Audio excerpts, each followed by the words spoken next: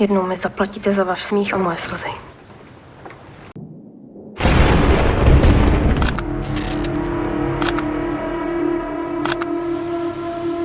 Have you ever wondered what drives someone to commit a heinous act of mass violence? What could lead an individual to cross the line from despair to destruction? This is the chilling story of Olga Hepnarová, a 22-year-old truck driver from Prague whose calculated crime shocked an entire nation.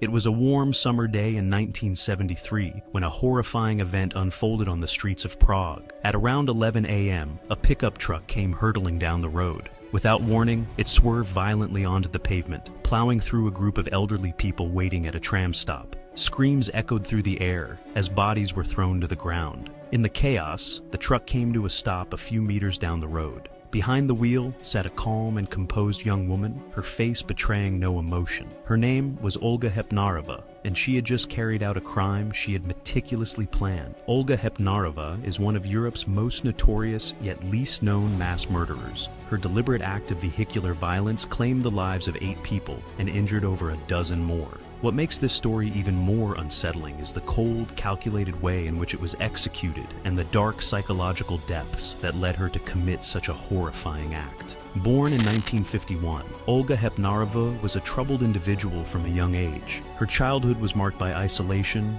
bullying, and a strained relationship with her family. At the age of 13, she attempted to take her own life by overdosing on medication. This event led to her being admitted to a children's psychiatric clinic, where she spent significant time under observation. Doctors noted troubling behaviors, apathy, insubordination, and detachment, but they struggled to provide a definitive diagnosis. One psychiatrist eventually identified traits of schizophrenia, but treatment options were limited, and Olga's struggles continued. By the time she was in her late teens, Olga had become a recluse. She harbored a deep resentment towards society, believing she had been wronged by those around her. She expressed these feelings in letters, one of which she wrote to a psychiatrist she trusted. In it, she declared, "I hate people. I want the people to not exist for me at all. Their words and chatter are indifferent to me. They mutilated my soul." These words offered a glimpse into the dark thoughts that consumed her. Olga's resentment toward humanity continued to fester, and as she moved into adulthood, she became increasingly isolated. After struggling to hold down various jobs, she eventually found work as a truck driver and retreated to a small cottage in the Czech countryside. During this period, Olga explored her sexuality, forming relationships with both men and women. While she tended to prefer relationships with women, she also described moments of intimacy with men. Her complex and fluid sexual identity, however, brought her little solace. Her deep-seated anger and feelings of alienation only grew stronger. In the weeks leading up to her crime, Olga began to solidify her plan for revenge against a society she believed had wronged her. She rented a pickup truck and wrote letters to 2 Czech newspapers, detailing her intentions. In these letters, which would only be opened after the attack, she chillingly stated, "I am a loner, a destroyed woman, a woman destroyed by people. I have a choice, to kill myself or to kill others. My verdict is, I, Olga Hepnarová, the victim of your bestiality, sentence you to death." This declaration of vengeance marked the final step in her descent into darkness. On July 10, 1973, Olga carried out her plan. She drove her rented truck to Strasmayerovo Náměstí, a bustling tram stop in Prague. Initially, she hesitated, not because of doubt or remorse, but because she felt there weren't enough people present to make the impact she desired. Determined, she circled the block and returned.